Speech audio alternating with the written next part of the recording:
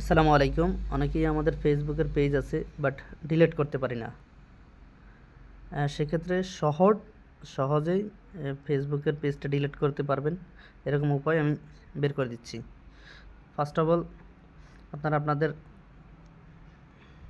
প্রোফাইলে যাবেন। প্রোফাইলে যাওয়ার পর এখানে একটা আইকন টিপ আছে যে আপনার পেজ, এটা হলো আমাদের পেজ। ঠিক আছে, এখানে আমি আমার পেজে লগ ইন করলাম। পেজটা ঢুকে গেল। পেজটা ঢোকার পরে আপনারা কী করবেন, প্রোফাইল আইকনে টিপ দিবেন।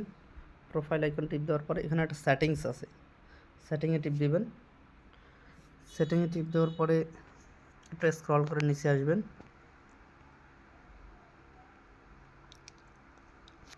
স্ক্রল করে নিচে আসার পরে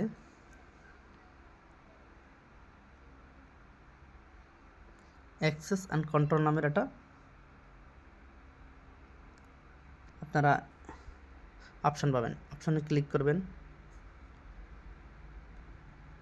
ক্লিক করার পর এখানে আসবে ডিঅ্যাক্টিভেশন অ্যান্ড ডিলিটেশন। অতএব আমি যেহেতু ডিলিট করব, ডিলিটে ক্লিক করব। এখানে ডিঅ্যাক্টিভ আর হলো ডিলিট দুইটা অপশান থাকবে। ডিঅ্যাক্টিভ মানে সাময়িকের জন্য, হয়তোবা আপনি যদি ডিঅ্যাক্টিভ করে থাকেন তাহলে হয়তোবা এখানে কিছুদিন পরেই এই পেজটার ফেসবুকে থাকবে না, কিন্তু আপনি যদি পরবর্তীতে চান আবারও, সেক্ষেত্রে অ্যাক্টিভ করতে পারবেন। কিন্তু আমি আমার পেজটা ডিলিট করব, অতএব এই ডিলিট অপশনে ক্লিক করব। কন্টিনিউ। এখানে আবার কতগুলো অপশন আছে, আপনার মন মতন যদি এরকম হয় অপশন দিতে পারেন অথবা কন্টিনিউ করতে পারেন। আমি একটা অপশন ক্লিক করে দিছি। এরপরে আছে কিছু, ধরেন আপনি আপনার এই যে পেজে যে ইনফরমেশনগুলো আছে অথবা পিকচার, ছবি, ভিডিও, এই যেগুলো আছে এগুলো আপনি সেভ করতে পারবেন বা ইনফরমেশন ডাউনলোড করতে পারবেন। আমার কোনো কিছুই দরকার নাই, আমি কন্টিনিউ করব। এখানে এখন আমি পাসওয়ার্ড দিয়ে দিছি, অলরেডি পরের ধাপে চলে এসেছে।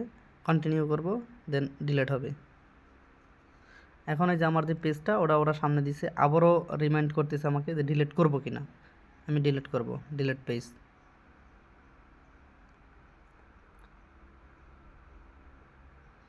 Already page delete. Thank you. এখন আমি আমার ব্যক্তিগত প্রোফাইলটা আছে, প্রোফাইলে চলে আসছে।